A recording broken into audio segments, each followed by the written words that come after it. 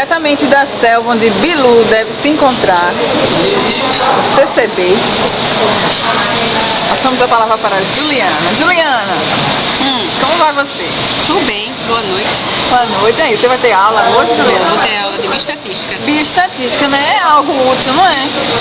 Algum dia será, eu acho. Não, com certeza, né? E aí, Juliana, você acha que a pessoa ela é conscientizada ou se conscientiza? Depende dela. Depende dela. Olhe, tudo é uma questão de querer.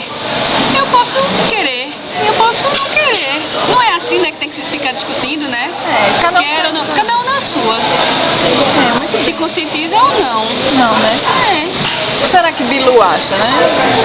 Bilu, as pessoas devem buscar conhecimento De geografia, de bioestatística. de fundamentos. Sim, mas hoje tem aula de quê? Pra tu? Hoje eu tenho aula de fundamentos de educação. Sim, e o que é que Bilu diria essa hora? Bilu diria que, mais uma vez, essa é a maior perda de tempo que existe nessa universidade.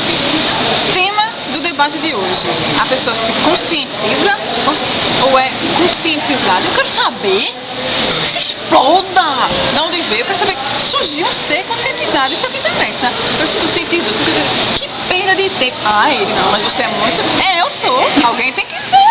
Porque ficar nessa via, acho que perda de tempo, meu amigo, perda de tempo. Eu sou uma pessoa conscientizada. Se eu fui conscientizada, se eu me autoconscientizei, não interessa.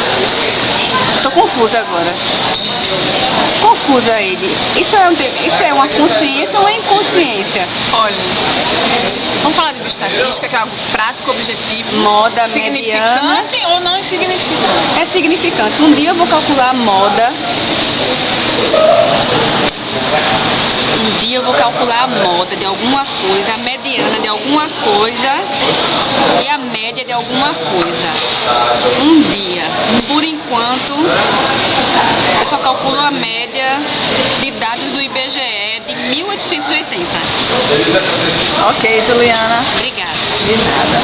Nos despedimos com o depoimento de Bilu. Não, Bilu não se encontra aqui. Busquem conhecimento. Até mais. Busquem conhecimento.